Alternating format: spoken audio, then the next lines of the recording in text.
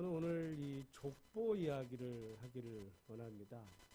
사실 이제 일부 시간에 제가 우리 우리 이제 청년에게 족보가 뭐냐,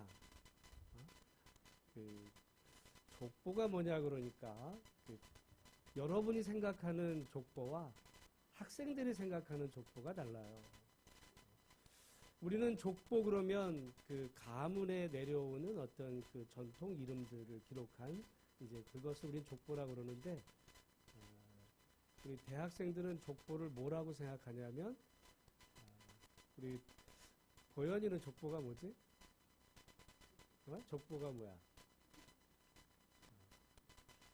보통 이제 대학생들이 예전에 그 선배들이 봤던 시험 문제를 족보라 그래요. 그러니까 여러분 똑같은 용어도 이게 그 세대에 따라서 이게 서로 달라요. 근데 오늘 저는 그 내려오는 선배들의 그 시험 문제의 족보가 아니라 우리 가문의 족보에 대한 이야기.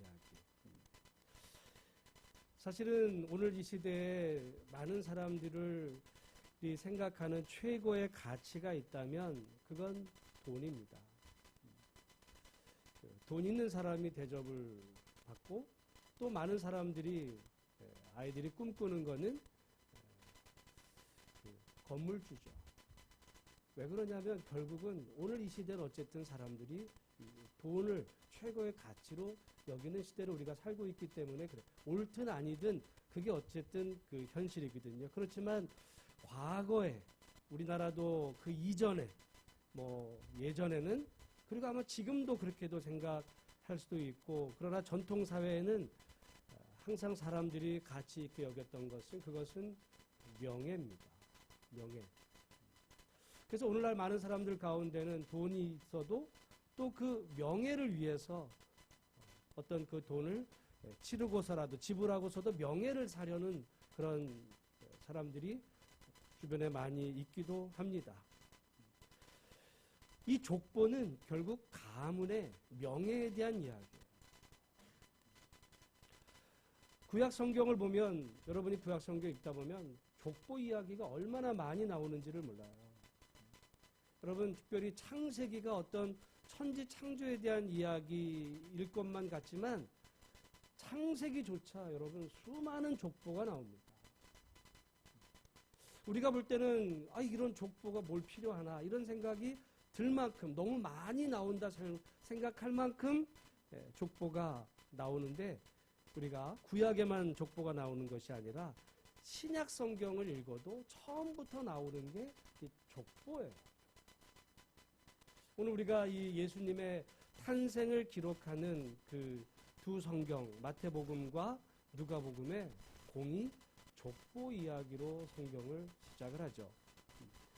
왜 그러면 족보를 기록을 했을까? 특별히 예수님의 족보를. 아까 그 족보가 그 의미하는 바가 뭐라 그랬어요? 명예로운 집안의 사람이다. 그 이야기거든요. 그래서 조선시대 같은 경우 많은 분들 가운데는 예를 들어 양반이 아닌 사람들도 나중에 이제 평민이었는데 부자가 된 사람은 족보를 만들기도 했어요. 그래서 우리가 이만한 사람이다, 이런 사람이다. 족보를 가짜 족보죠. 그렇게 해서라도 나는 명예로운 가문이다라고 말했을 만큼 족보는 명예로운 가문의 사람이라는 것을 말한다면, 예수님의 족보를 기록한 이유는 거기서 찾을 수 있죠.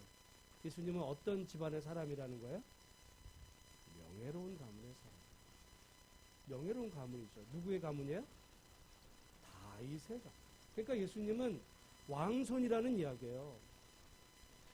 사실 예수님께서 그 나사렛 출신이라는 이야기를 나다나엘이 들었을 때 뭐라고 그러냐면, 나다나엘이 나사렛에서 무슨 선한 것이 나겠느냐.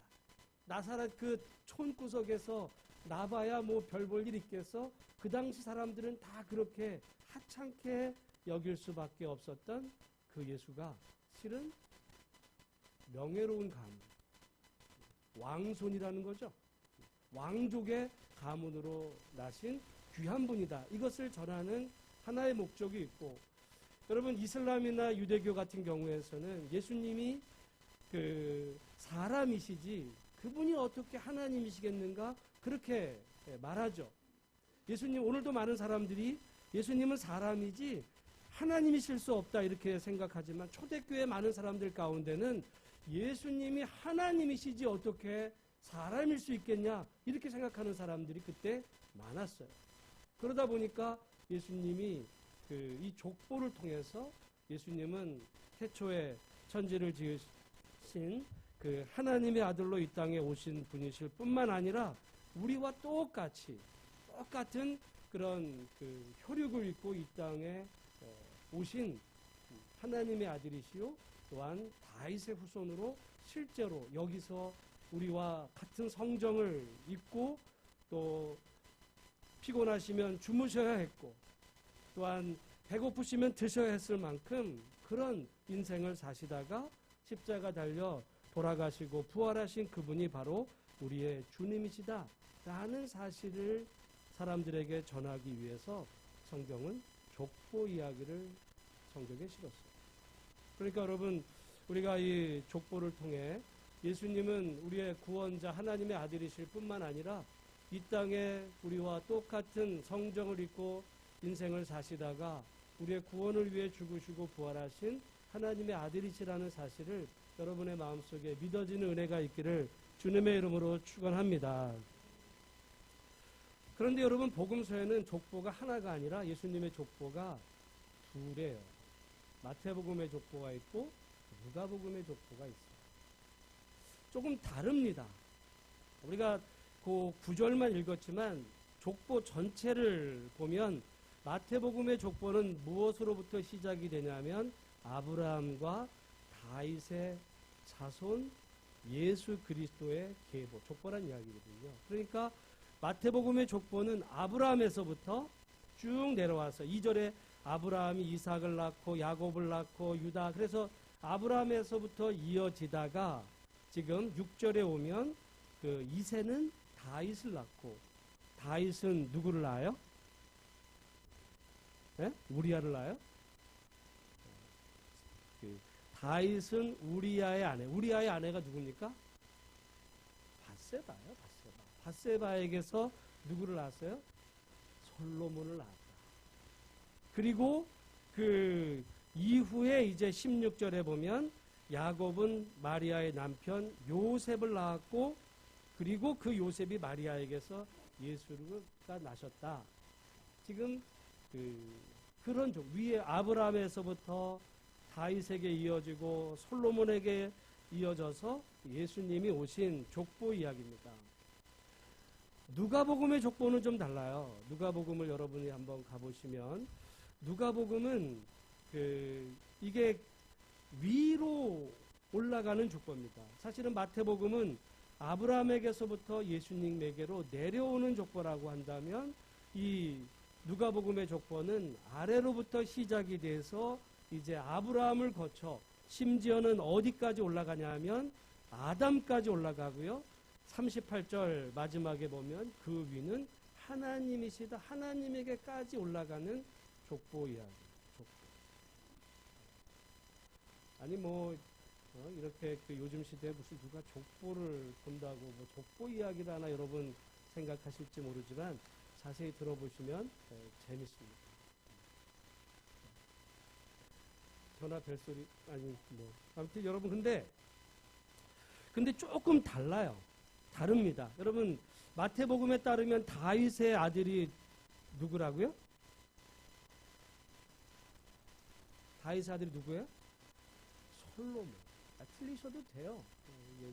틀리까 해가지고 말씀 못하시면 다윗의 아들이 솔로몬. 근데 여러분 누가복음에 따르면 다윗의 아들이 누구예요? 제 얼굴 보시면 답이 없습니다.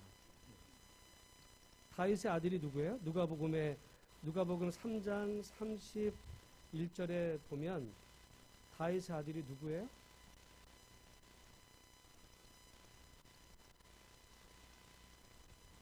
누굽니까? 나단입니다. 그러니까 아래로부터 해서 그 위는 나단이요, 그 위는 다윗이요. 그러니까 나단의 위가 다윗이에요. 그러니까 다윗의 아들이 나단이다. 그 다윗의 아버지는 누구예요? 이세라 그랬어요. 그러니까 똑같아요. 그러니까 그 위에 이어지다가 지금 마태복음은 위에서부터 하니까 다윗의 아들 솔로몬. 당연하죠. 근데 누가복음은 뜻밖의 정보를 가르쳐줘요. 다윗의 아들이 누가 있었대요? 나단이 있었어요. 여러분, 제 얘기가 아니라 성경에서 그렇게 지금 말하고 있고, 그를 증명하는 게 역대상 3장 5절입니다. 역대상 3장 5절, 우리 아까 요절 말씀 한번 화면에 비춰주시면 더 좋겠고요. 같이 한번 읽어보겠습니다. 시작. 예루살렘에서 그가 낳은 아들들은 이러하니 시므아와 소밥과 나단과 솔로몬 네 사람은 다 암미엘의 딸 바수아의 소생이요. 바수아가 누굴까요? 밧세바입니다. 여러분, 다윗과 밧세바 사이에 아들이 몇 명 있었어요? 5명이 있어요. 왜냐하면 하나들은 처음에 태어나서 죽었고, 태어나자마자 죽은 아들이 있어요. 그러나 지금 예루살렘에서 다윗과 밧세바 사이에 낳은 아들이 몇 명 있었대요? 4명. 여러분, 솔로몬은 첫째일까요? 막내일까요? 그 중에? 이게 순서예요.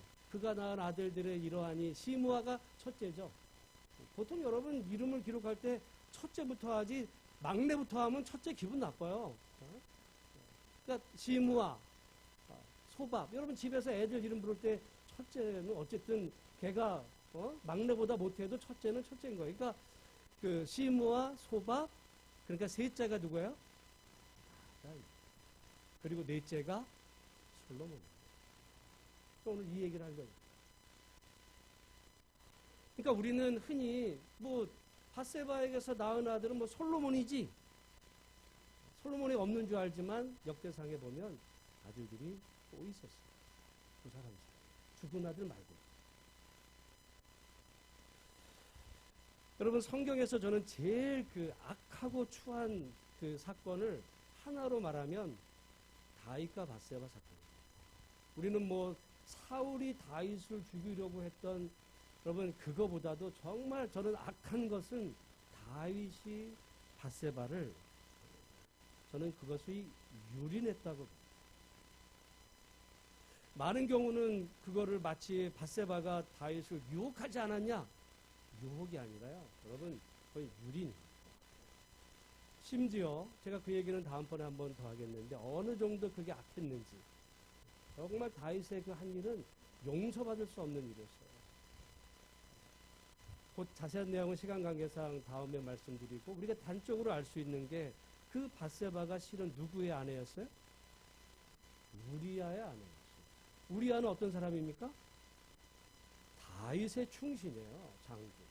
근데 그 다윗이 밧세바를 빼앗아서 임신케 시킨 것도 모자라서 그 우리아의 아내, 그 밧세바의 남편이었던 우리아를 어떻게 했어요?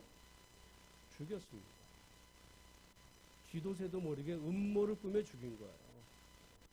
남들은 우리아가 전쟁터에 나가서 싸우다 죽었지, 아마 그렇게 생각했을 거예요.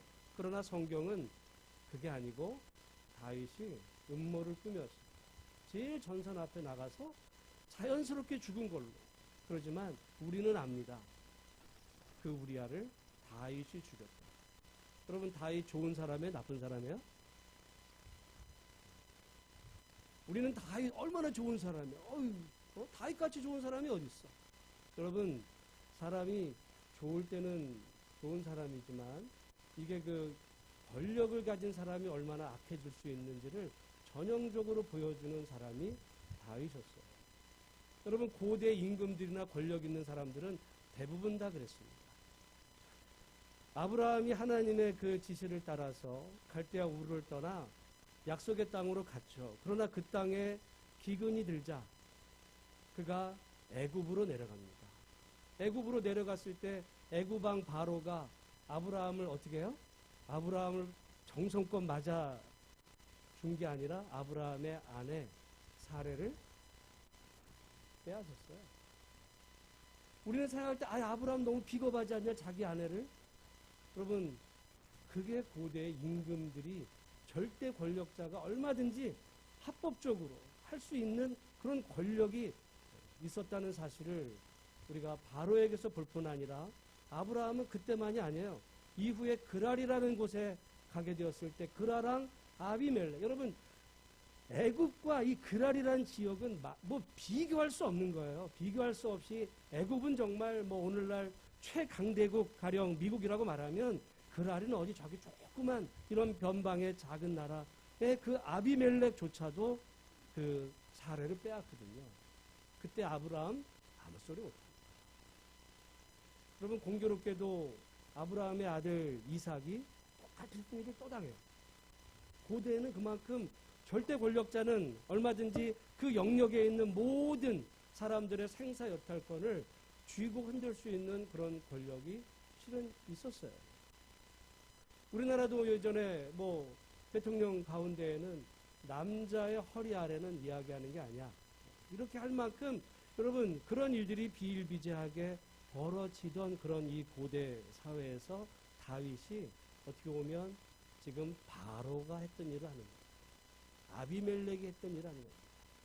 보통의 하나님 믿지 않는, 하나님을 두려워하지 않는 그런 절대 권력자가 하는 그 일을 지금 다윗이 똑같은 그 일을 지금 한 겁니다.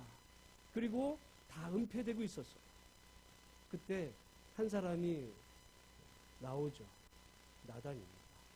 그 나단이 다윗에게 가서 이야기를 해요. 비유로 이야기합니다. 어떤 한 마을에 두 사람이 있었는데 한 사람은 아주 부자고 한 사람은 아주 가난했어요. 부자가 어느 정도 부자였냐면 그 부자에게는 정말 그 양과 소가 엄청 많았어요. 그런데 이 가난한 사람에게는 그 암양 새끼 하나가 있었는데 이 작은 암양 새끼, 그거는 처음에 사서 이제 기르는 그 암양 새끼를 그 가난한 사람이 자기의 자식과 함께 이게 그 아이를 키우면서 마치 그 암양이 이 사람에게는 딸 같은 존재예요. 그래서 그 암양과 함께 누워 자고 이게 친딸과 같은 그런 암양을 키우고 있었던 어느 날 그 부자 집에, 작은 가난한 사람의 집에가 아니라 이 부자 집에 손님이 왔어요. 그랬더니 이 부자가 자기에게는 양과 소가 엄청 많으니까 그 중에 하나를 통해서 대접을 하면 될 터인데 자기 집 이거는 잡지 않고 가난한 사람의 그 작은 암양 새끼, 그 가난한 사람에게는 그 작은 암양 새끼는 딸이었거든요. 딸 같은 존재. 여러분 어떻게 짐승을 딸같이 여겨? 여러분 집에 강아지를 한번 키워보세요. 딸 같아져요. 그렇게 된 겁니다.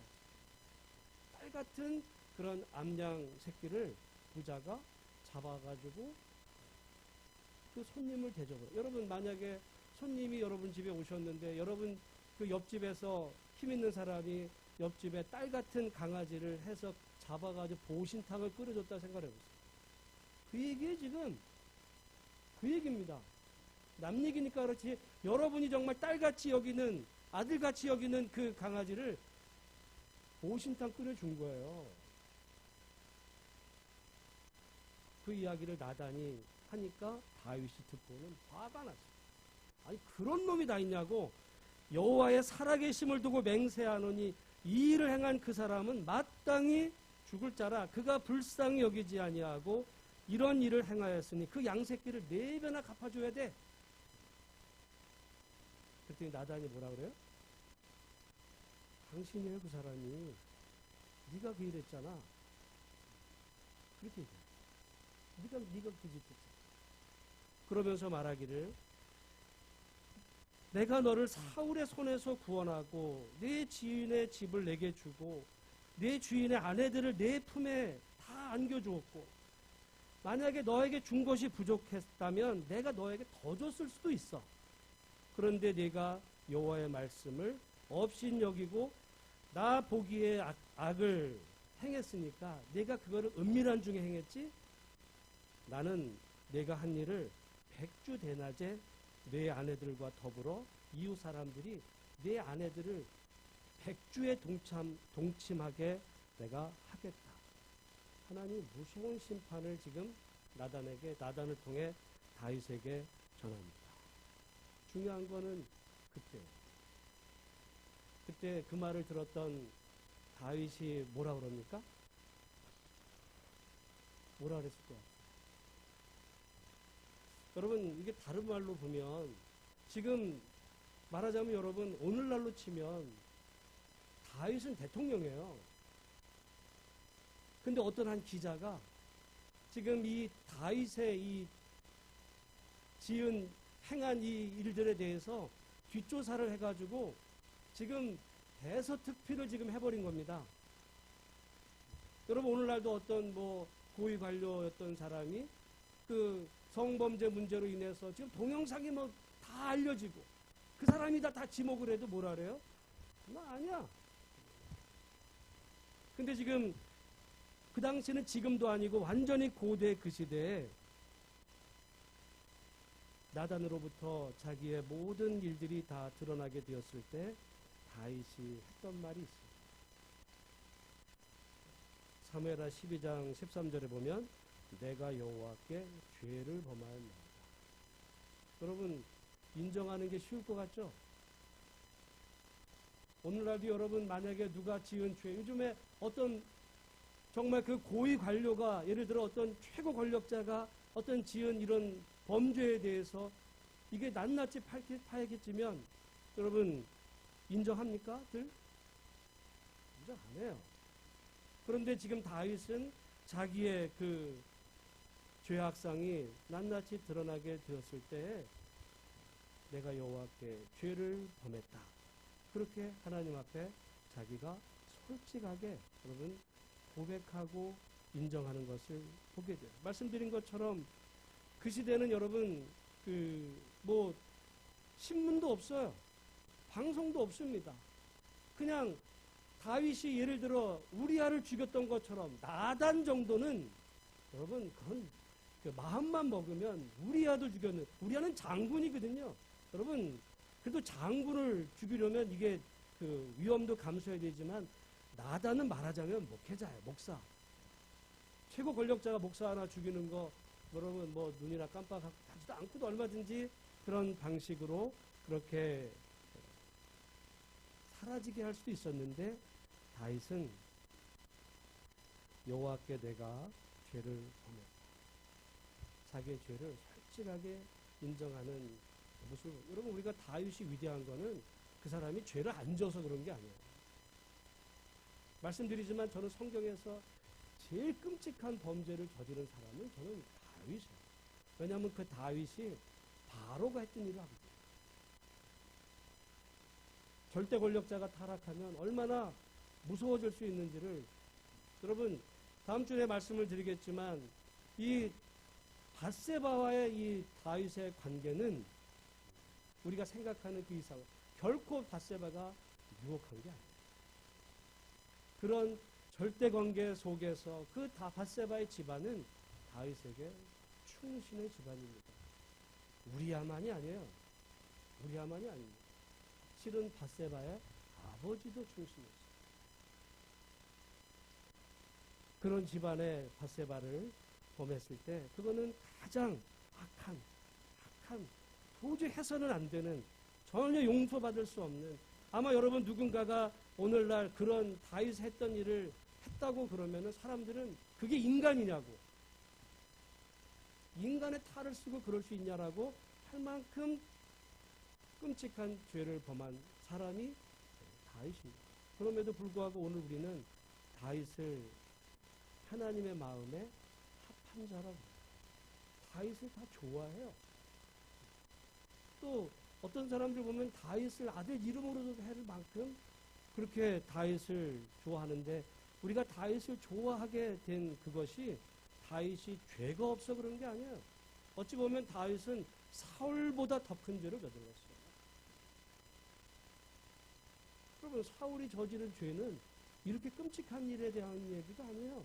자기 어떻게 보면 정적이라고 볼 수 있는 다윗을 정적인데 오늘날 여러분 정치하는 사람 자기 정적들에 대해서 핍박하잖아요. 그게 무슨 뭐 큰 죄입니까? 자기 정치 권력 이런. 근데 다윗은 그 정도가 아니었어요. 죄의 크기로 보면 우리가 볼 때 다윗과 사울은 비교할 수 없을 만큼의 죄를 다윗이 지었음에도 여러분 사울을 좋아하는 사람은 아무도 없어요. 다 다윗을 좋아해요. 왜 그러는가? 다윗이 죄를 안 지었기 때문에 우리가 좋아하는 게 아니라 저는 다윗의 위대함이 그 순간부터 드러난다고 봅니다. 자기의 죄악상이 만천하에 알려졌을 때 다윗은 나 안 했어. 너 증거 있어? 너 물증 있어? 물증 없어요. 요즘 여러분 물증 없으면은 뭐 얘기가 더 이상 안 돼. 물증 없어요. 이미 다 끝난 일이고 우리야 죽었고. 물증이 무슨 물증이 있습니까? 밧세바 속에 있는 아이 뭐 내 아이 아니야 라고 말하면 끝나는 거예요. 뭐 요즘처럼 뭐 유전자 감식을 합니까? 뭐래요? 증거 없어요. 또 아마 이렇게 말할 수 있어요. 아, 나만 그래? 다들 그러는 거야, 임금들은. 그런데 다윗은 내가 여호와께 죄를 범했습니다. 여러분, 이것이 다윗을 위대하게 만든 그 출발이다라고 봐요. 죄가 없어서가 아니라 자기의 그 죄를 합리화시키고 아니라고 부인하고 다른 사람 탓을 하고 그런 것이 아니라 내가 여호와께 죄를 범하였다. 여러분, 우리가 한 주간 살면서 다윗 같은 죄를 짓진 않아도 한 주간 살면서 예를 들어 하나님 말씀대로 못 살면서 뭐라 그럽니까? 아니, 나만 그렇게 살아? 다 그렇게 사는데. 육신이 연약해서 그런 거지. 우리가 그렇게 자신을 합리화할 때가 얼마나 많아요. 어떻게 보면 다윗과 우리의 차이는 거기에 있다고 봅니다. 여러분, 우리가 살아가면서 여러분 다윗 같은 범죄를 저지를 가능성은 죄송하지만 저와 여러분에게는 없어요. 왜냐하면 저와 여러분에게는 그런 권력이 없기 때문에 그런 죄를 저지를 가능성조차가 사실 우리에게는 없어요. 그럼에도 불구하고 다윗과 우리의 결정적인 차이는 우리는 어떤 잘못을 저지러도 이제 불러대죠. 합리화시키고 아니라고 그러고. 그러나 다윗은 그 큰 자기의 그 어떻게 보면 수치가 다 드러났음에도 불구하고 하나님 인정합니다. 그걸 지적한 나단 앞에 자기가 인정함으로 여러분 그 사건이 지금부터 벌써 거의 6, 700년 전에 일어난 일을 가고 오는 모든 세대 사람들이 다 공개적으로 다 알 만큼 그런 수치스러운 그 사건이 만천하에 공개되었는데도 다윗이 인정하죠.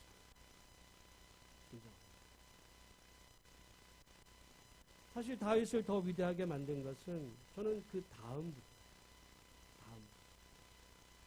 그 두 사람 사이에 그 아이가 태어났을 때 그 아이가를 위해서 다윗이 금식하며 기도하지만 아이가 어떻게 돼요? 죽었어요. 여러분, 그러면 밧세바를 어떻게 해야 돼요? 응? 밧세바. 아들이라도 있으면 뭐가 있겠지만 아들도 이미 죽었어요. 두 사람을 연결시켜줬던 건 없어졌어요. 이제 증거도 없어요. 밧세바 우리 아이 아내였잖아. 다윗에게는요 밧세바 말고도 얼마든지 많은 아내들이 있어요. 여자가 부족한 게 아닙니다. 그럼 밧세바를 어떻게 해요? 어떻게 보면 다윗 인생에 딸린 혹이에요. 그 밧세바 어떻게 보면 다윗하면 밧세바 차라리 밧세바만 없으면 그냥 다윗 다른 예전에 그거는 내가 하나님 앞에 회개했으니까 이제 내가 새 출발을 하나님 앞에서 살아야지 라고 하면 어떻게 보면 과거를 잊어버리고 싶고 그냥 지워버리고 싶을 가능성이 있는데 여러분 사람들은 일반적으로 그러죠. 위자료 줘서 끝내든지 없던 일로 안 해. 난 새 출발했어. 근데 여러분 다윗은요 밧세바를 버리지 않습니다. 버리지 않습니다. 그리고 자기의 아내로 섭니다. 그리고 그 밧세바에게서 낳은 아들 솔로몬에게 뭘 줘요? 왕의 자리를. 쉬운 일 아닙니다, 여러분. 사실 솔로몬까지 자리가 올 때까지는 우리가 성경을 읽어보다 보면 그 위 형들도 많았어요. 얼마든지 밧세바 말고도 다른 그 여인의 아들에게 왕자리를 줬으면 더 좋았을 수 있는데 굳이 어떻게 보면 다윗 인생에 정말 그 수치스럽고 달리 혹과도 같았던 이 밧세바의 아들을 자기의 왕위로 어떻게 보면 좀 무리했죠. 그 과정에서 형제들 사이에 이 피비린내 나는 싸움이 벌어질 만큼 다윗은 끝까지 밧세바와 밧세바 사이에서 낳은 아들을 지켜주고 있는 것을 보게 됩니다. 저는 우리가 회개가 뭐라 그러죠? 하나님 앞에 나와서 하나님 뭐 자기의 잘못도 인정도 안 하지만 그래도 뭐 내가 그냥 하나님 앞에 회개기도 했으니까 다 용서해 주신 거죠? 이제 그게 끝이에요. 그리고는 똑같이 살죠. 회개하기 이전과 똑같이 매주 살면서 하나님 앞에 하나님도 내 죄 용서해 주신 거죠? 하나님 용서를 해 주셨대요? 자기가 그냥 생각하는 거죠. 근데 다윗은 그 자기의 어떻게 보면 얼마든지 지워버릴 수 있었던 인생에서 정말 생각하기도 싫은 그 밧세바를 버려버릴 수도 있었는데 왕이기 때문에요. 그냥 어디 저 멀리 유배 보낼 수도 있어요. 그런데 끝까지 그 밧세바를 책임을 지는 다윗이었어요. 저는 다윗의 위대함이 그냥 거기 있었다고 합니다. 뭐 그 남들보다 신앙이 좋고 뭐 그래서만이 아니고요.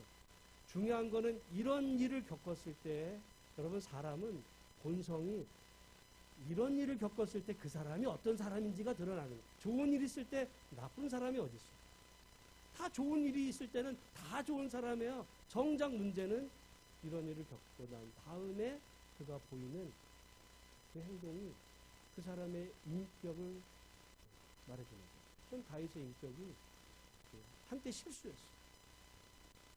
어떻게 보면 자기가 정말 세상의 왕들인 것처럼 행동하려고 했었지만 그러나 자기의 그 잘못이 드러나게 되었을 때 솔직하게 인정하고 자기 인생에 지워버리고 싶었던 혹과 같은 존재였던 밧세바를 끝까지 책임지고 그 아들로 자기의 후계자를 잡았어요.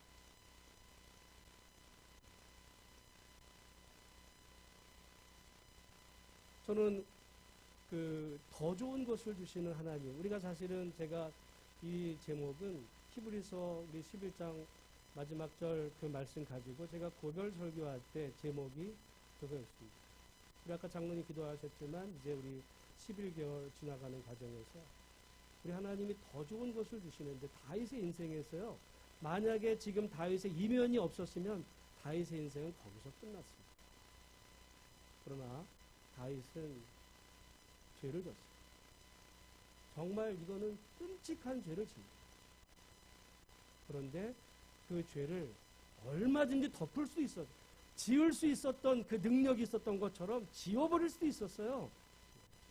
그러나 없애버리지 않고 자기의 그 죄가를 평생 감당하면서 그렇게 살았을 때 하나님은 다윗에게 더 좋은 이전에는 어떻게 보면 그 하나님 마음에 이제 합한 자였지만 오늘 우리가 다윗을 성군이다 이렇게 인정할 만큼의 그런 위대한 다윗으로 만들게 해주신 우리 하나님. 우리가 살아가다가 때로 우리가 뭐 실수할 수도 있고 또 실패할 수도 있고 넘어질 수도 있지만 그때 보이는 우리들의 반응이 나만 그래? 넌 안 그래? 이래버리면서 우리가 그렇게 행동한다면 여러분 다윗은 없었습니다. 그러나 자기의 그 모든 것을 인정하고 그 책임에 그 지고 나가는 그런 다윗. 회개도 책임을 지는 회개였어요.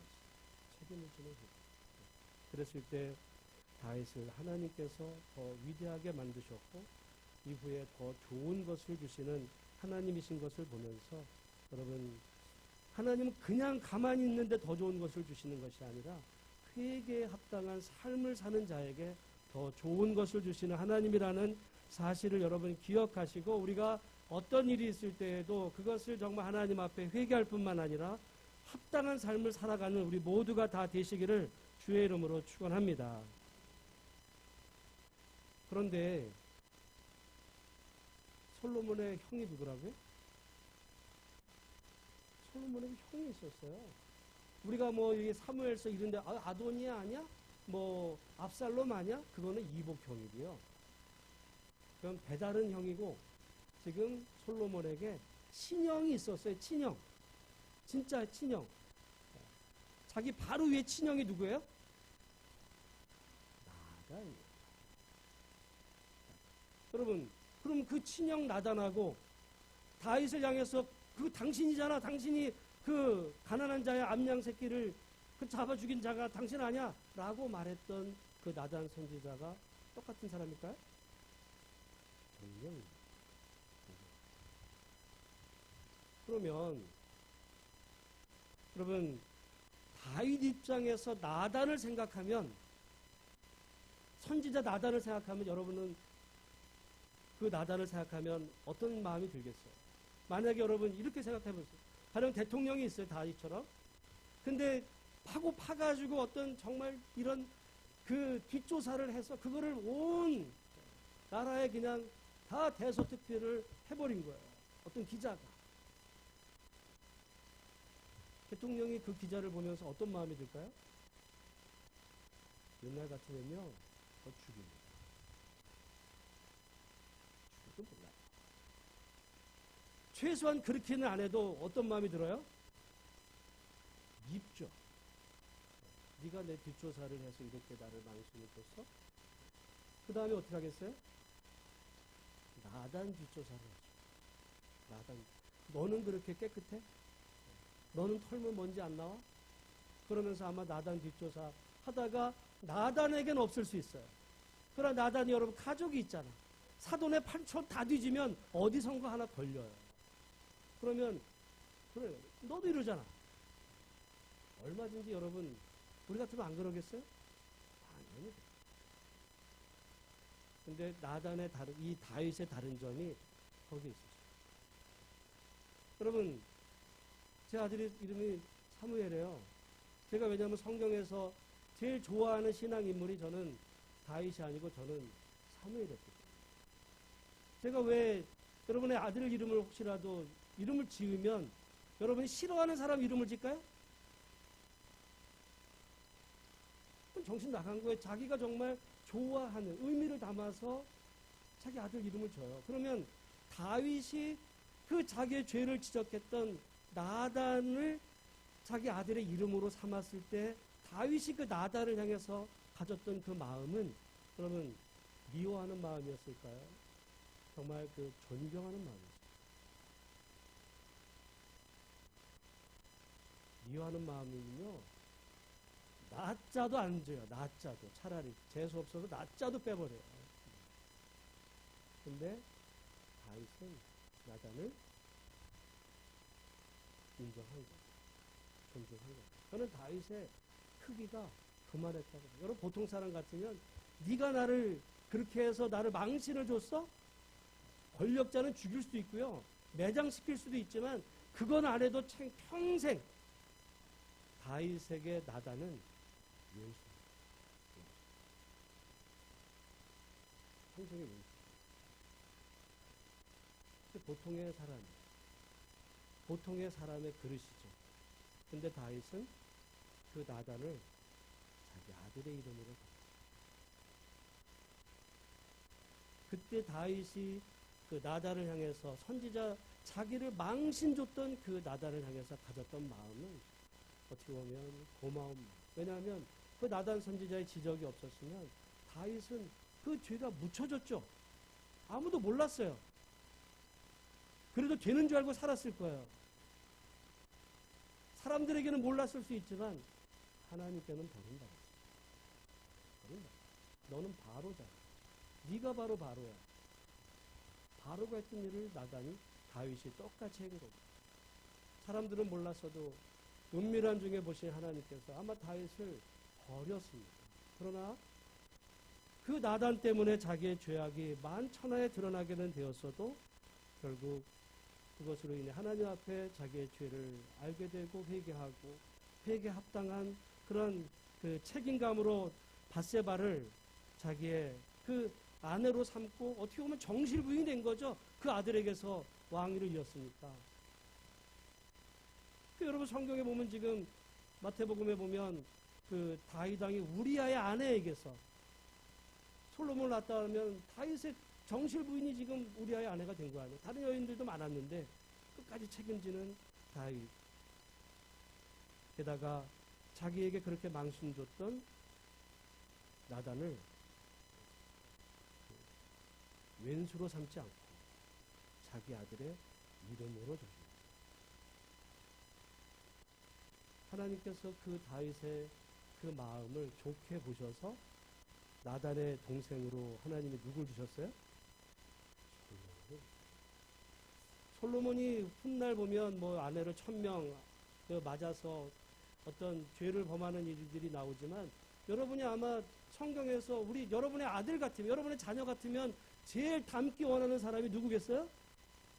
솔로몬이에요. 아니에요? 솔로몬입니다. 솔로몬 같은 아들을 우리 아이들이 솔로몬 같은 지혜를 달라. 다 솔로몬. 솔로몬. 하나님이 다윗이 그 나단을 향해서 독한 마음으로 얼마든지 해코지할 수 있는 그런 마음이 아니라 넉넉히 큰 마음 품었고 자기 아들의 이름을 그렇게 줘줬을 때 솔로몬은 보너스였어요. 더 좋은.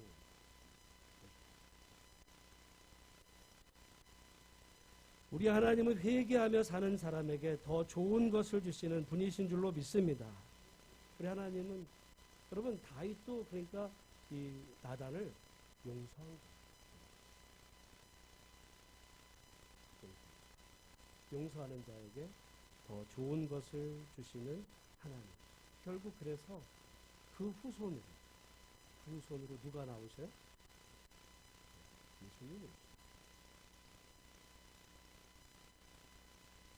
그래서 다윗의 후손으로 예수님이 오신 게 꼭 뭐 왕의 아들 후계자다, 어떤 그 왕의 가문만이다 그런 것만이 아니라 예수님은 정말 다윗의 마음.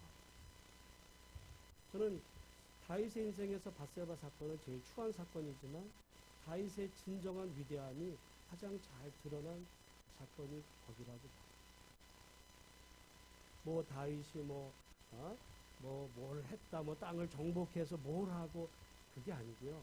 여러분 사람 중에는 그런 일은 잘하지만 뭐 실제로 어떤 이런 문제가 생겼을 때 자기의 어떤 치부가 드러나고 정말 망신을 당하게 되고 어떤 모욕감을 줬던 그 상대방을 다윗은 용서합니다.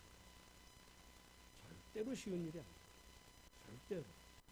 우리는 이 정도도 아니고 조금 나를 아프게 하면 발끈해가지고 보복하려 하고 우리의 그릇이 사실은 그만한 거죠. 근데 다윗의 별명이 뭐예요? 다윗의 별명. 하나님 마음에 합한 자. 그렇죠. 하나님의 마음은 어떤 마음이에요? 그렇게 넓은 마음. 뭐 괜히 나온 얘기가 저는 왜 하나님의 마음에 다윗이 합했을까? 하나님의 마음이 그런 마음. 큰 마음. 우리는 그렇게 큰 하나님을 섬긴다고 하면서 실은 마음이 종지만할 때가 있어요. 그러니까 하나님의 마음에 우리가 합하지가 않은 거예요. 여러분, 우리가 오늘 설교 제목에 더 좋은 것을 주시는 하나님. 가만히 있어도 더 좋은 걸 그냥 주시는 분이 아니고요. 다윗이 그에 합당한 삶을 살았어요. 여러분, 죄 없는 사람이 어디 있겠어요? 그러나 회개하고 반복하지 않고 철저하게 다른 삶을 살고 자기를 아프게 한 사람을 용서하고 삶을 살았을 때 하나님은 가고 오는 모든 시대 사람들이 가장 좋아하는 하나님의 사람 다윗. 세워주셨다는 사실을 여러분 기억하시면서 오늘 우리가 저와 여러분들이 이 땅을 사는 다윗으로 사신 은혜가 우리에게 있게 되시기를 주의 이름으로 축원합니다. 기도하겠습니다. 하나님 아버지,